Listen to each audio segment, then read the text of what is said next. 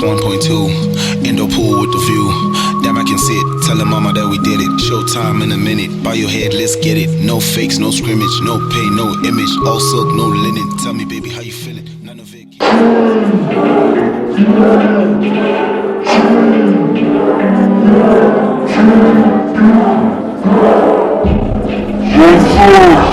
It's your boy Vikk The Groove. I'm out here with Tembisa Content TV. They finally pulled up to the cribble.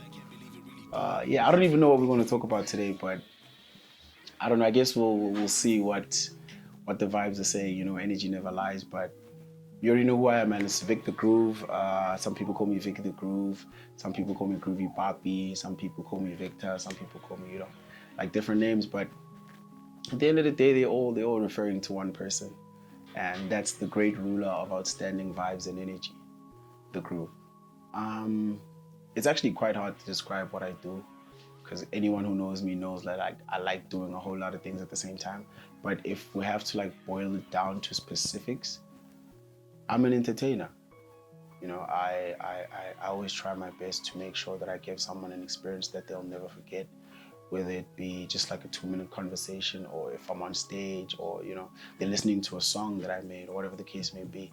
But I always try to give people memories to take home. So yeah, I'm an entertainer overall. So when was it that you chose? What old were you when you decided shit? This is the shit that I want to do. I've always loved music. From house music, my bigger brother used to listen to Tupac and Biggie and DJ Kent, DJ Euphonic. So I've always loved music, but from I'd say age 15, 16, 14, I was like, nah, I'm finna be a DJ and that's it, And from that day forth, I just stuck to it every single day. I just did it every single day. Telling my mom that I want to be a DJ and not a lawyer or a doctor or something in a corporate field was quite an experience, because instantly she was like, nope, we're not doing that. Get over it as quick as you can. This is just a phase, it's chai. But I stuck to my ropes, and eventually she kind of saw it coming to life. She couldn't deny it anymore. And now she supports me more than anything. But in the beginning, it was really hard, because trying to explain to the next person what I have in my mind just seems like a fairy tale, especially coming from the hood and not having that many opportunities, or not that many doors really close to you. When you tell people that you want to be a global superstar, they just look at you and they're like, but now she's extremely supportive, and I think my mom's my biggest fan right now. Even if she's trying to hide it, I think she's my biggest fan right now, and I'm a fan of her as well. So yeah, it got better over time. My first interaction with any form of mixing software was a software called Automix. The real ones will know what Automix is. A friend of mine had it on his computer, and he started playing around with it, and I saw him play around, and I was really interested off the bat. And I went and got it myself, played around a bit more. Over time, I got a bit better. And then these guys down the road from my mom's house got something called the CDJ. And I was like, nah, I'm finna go from using the software into the hardware. So day by day, for almost 2 to 3 years, I was in that nigga's house, mixing songs, being really bad at it and getting better over time, bit by bit, with 2 friends of mine. Yeah, so it's just been a learning process every single day. Even this morning, before you guys pulled up, I was literally on virtual DJ, mixing songs and learning as I go. So yeah, Automix was my first interaction with any form of mixing software. It's actually quite it's like a paradox. All the people who had their doubts in the beginning are the ones who most likely believe the most now. Not to say the ones my day one, people who love me are still showing love, but the ones who didn't believe are the ones that are showing the most love now. And it's kind of weird for me, because it's kind of fake, because the real ones knew that even if I was that chubby kid in grade 9 that was playing music on his phone, that I really wanted this and I was going to achieve it some way or the other, and they believed. But everyone else who didn't believe, that all of a sudden believes now because of the little progress that I've made, it's fake. They believe in the progress, they don't believe in the process, I guess. So it's bittersweet, man. Some people believe, some people don't, but most of the time it's genuinely like love and motivation, and people looking at me like, okay, if he could chase his dream, I could do it too.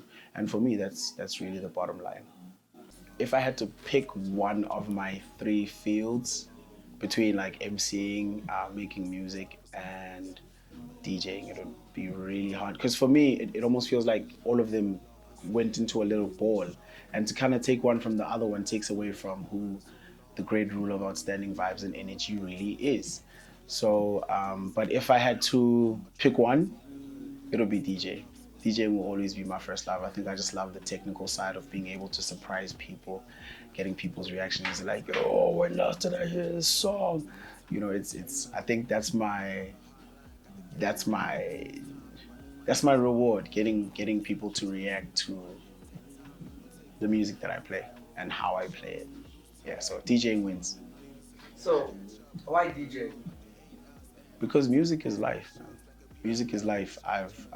I've been listening to music my whole life, so to be able to share that 5 years of like my playlist with other people that don't even know me and watch them react to it in that way, that's like creating art for me. Watching people react to that is like creating art. So yeah, getting to share the playlist I play myself at home with 5,000 people is really the reason why I DJ the way I DJ. Please don't fuck with my money. I check a joke for you funny. She was like a snow kind of bunny. It's when it's champagne and henny. Hey, in the VIP with a baddie. Jimmy Tony looking ready. Hating this nigga, you petty. Say it twice and jigging petty. Water dripping like a faucet. Give no fucks what it's costing. Shit. Say it twice and you pay. Yeah. That's it, shit.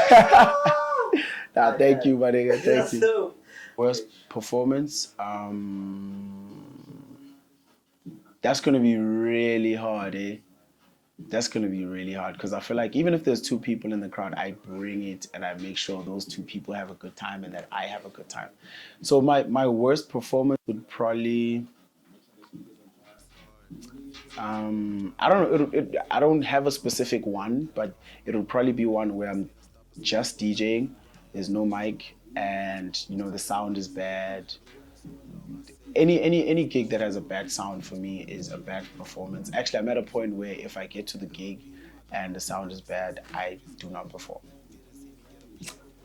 It's not right.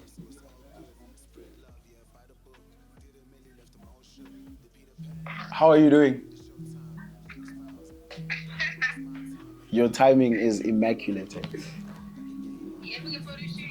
Actually having a what is it? Is it like a mini dog for the young visionaries. it's a, yeah, it's like a mini documentary. Why are you doing it indoors? Because it was raining and abantwana barasa and like, and my logo's there in the back, so it's a branding thing. It's a brand. Okay, Vikk The Groove. Of course, I mean the one and only. Come on. Come on with it. Come on, don't stay behind now. How are you doing? Growing up in Ivory Park, I wouldn't change it like for anything in the world. I figure, you know, you just learn so many things about life and how to maneuver certain things. You know, I think if it wasn't for Ivory Park and just the hood culture in general, I wouldn't be the hustler and businessman that I am. Like I think on my feet, because when you're in the hood, you always gotta stay on your feet, otherwise you get popped. You know what I'm saying? So it is what it is. Like Bang Bang Minkun's guy won in my life.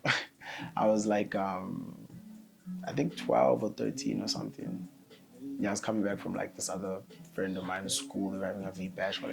Long story short, but started came chair. I didn't even have a phone at the time, but started came chair like the 20 rand. And it is what it is, you know. But from that day, I vowed never to be a victim.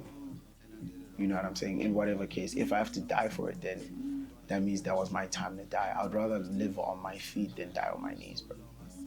Gig was probably in high school. I think it was a V bash in I was like in grade 9 or 10 or something. It was huge, and all my friends were there and we were just having a great party. But outside of school, it has to be Cuff Your Chick, my matric year. It was just unforgettable. I got there. The DJ before was apparently having a problem, and apparently, word on the street was he was Saki. The party was like kind of dead, but it was still early. It was like 8 o'clock. So I played one song, and the whole crowd just swarmed the stage, and it was just like overwhelming. And this is like at 8 p.m. when people are supposed to be chilling. I just saw like a group of like 500 to 600 people just racing towards me. And from that moment on, my life changed. Once I experienced that type of power, if I can say, there's no going back.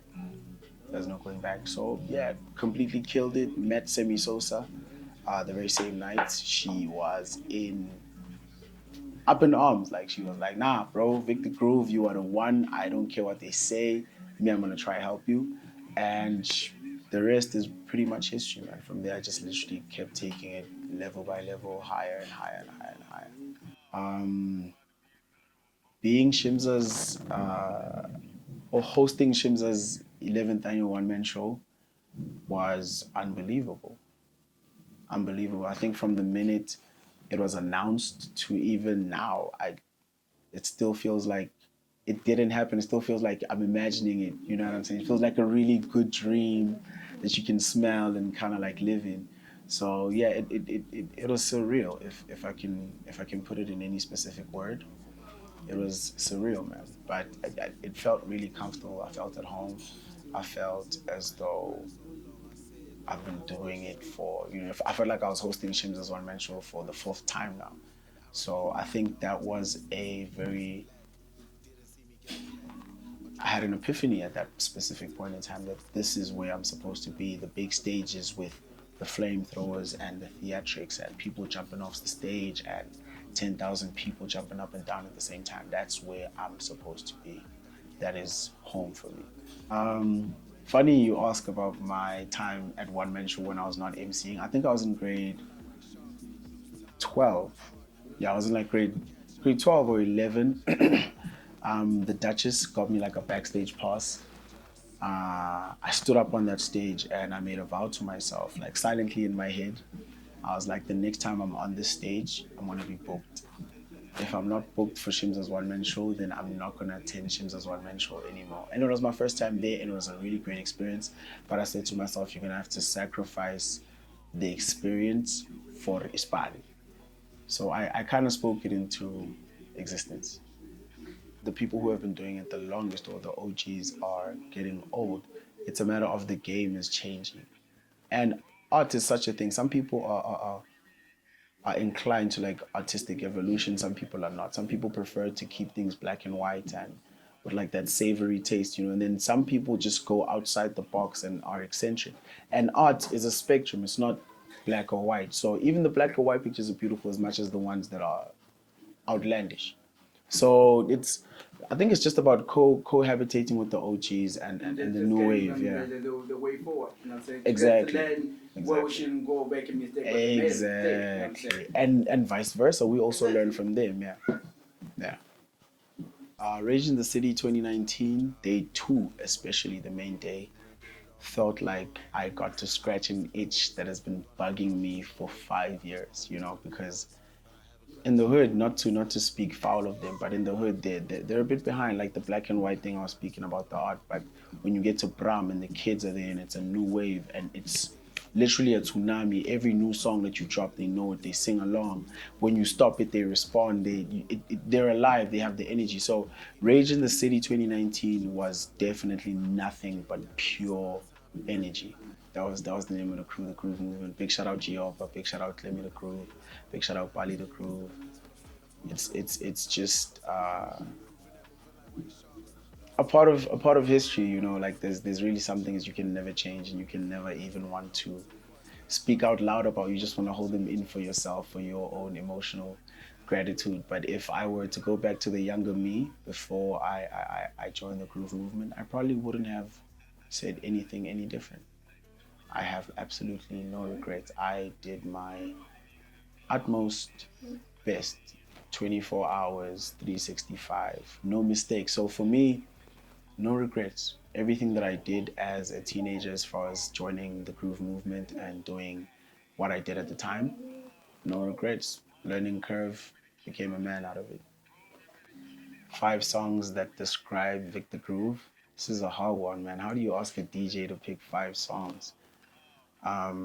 Okay, off the top of my head, Vikk The Groove Desperado, Vikk The Groove, Victory Part 1 featuring Le Paris and Nonia, Roddy Rich, Die Young. Wait, let's go back to that Victory one featuring La Paris and thing. Just give us a chorus. Just give us a chorus. So it's actually a really simple chorus. It just goes, I took a bad chick to the burbs. Hey, so how she don't understand that a young nigga been putting work. Hey, just to make sure that a young nigga came from the hood to the burbs. Say what? I've been working on mine from the ground up, came from the dirt. That's just how it goes. I took a bad chick to the burbs, and then just repeats again. Big shout out to Paris one time, man. Roddy Rich, Die Young. Damn, man, these last 2 songs are gonna be really hard. Sampa, No One Knows Me Like the Piano. And Mharimbe Sister Petina. Genuinely, from the bottom of my heart, that is a part of me that just sits there and waits for the time to Ivory. But yeah, those are my 5 songs. Okay, so word of advice for people who want to jump into the entertainment industry and have contact to me, it would be, as rude as it may sound, it would be to always find your own way. I came up in a time where almost nobody helped me. One of the only people that helped me is my late friend Lebo Hanks Legs Amalinda, RIP to Archbishop Slime, here we've got Killer the Alpha Son of Rodriguez Slime. So honestly, and he didn't even spoon feed me. He just gave me the platforms for me to grow and to learn. So the advice that I'd have for anyone who's trying to come into this thing is to come into it wholeheartedly. You mustn't come in with any form of doubt, because the minute you have a doubt, then you're gonna want to go back to whatever makes you feel safe. This is very unsafe. It is a very big risk. It is a gamble. You know what I'm saying? So you need to have your whole heart in it. Otherwise, you're not even gonna reach the full potential that you want to reach, because you're stopping yourself from actually going hard. That's why I go so hard, because I can't stop myself.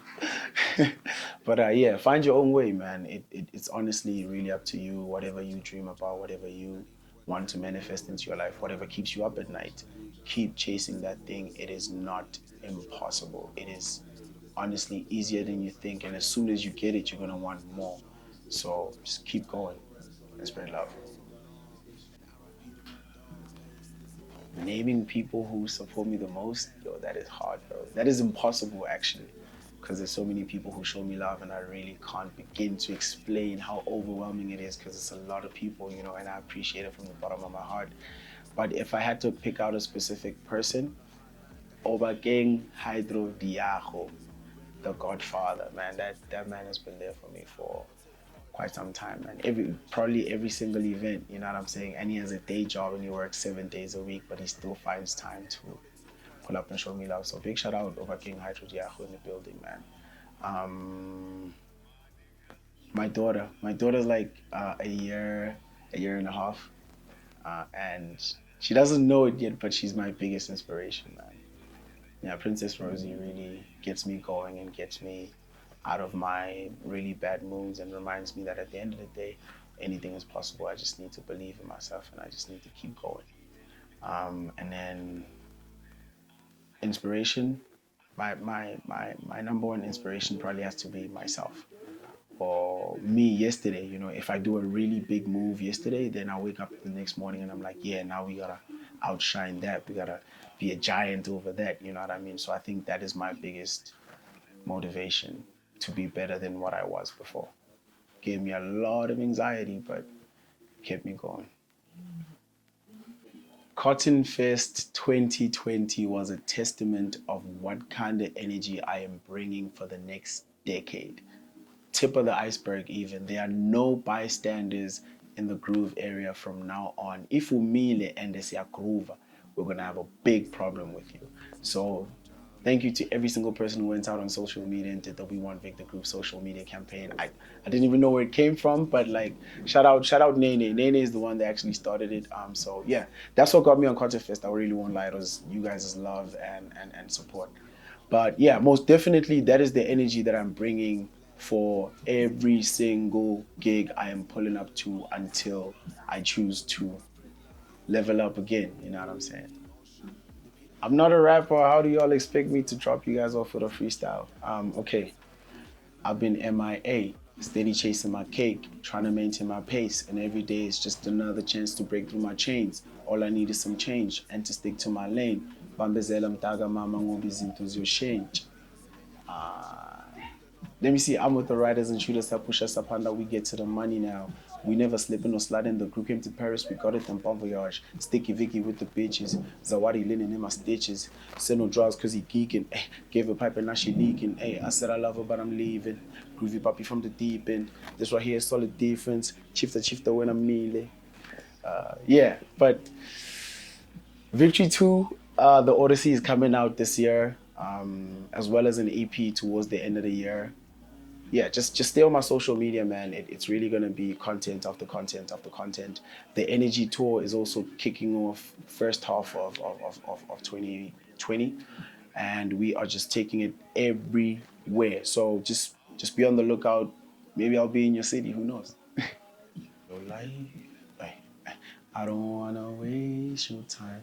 Hey yo, what's up? It's your boy Vikk The Groove, and you are tuned in to Tembisa Content TV. They came to Ivory Park because they thought it's safe, but just because they know they got the Godfather out here. But hey, see you on the shows out here, man. Big shout out to everybody that's been showing me love. It's a real thing. We're taking it all the way to the top. Vikk The Groove 2020. Anything can happen, man. Spread love.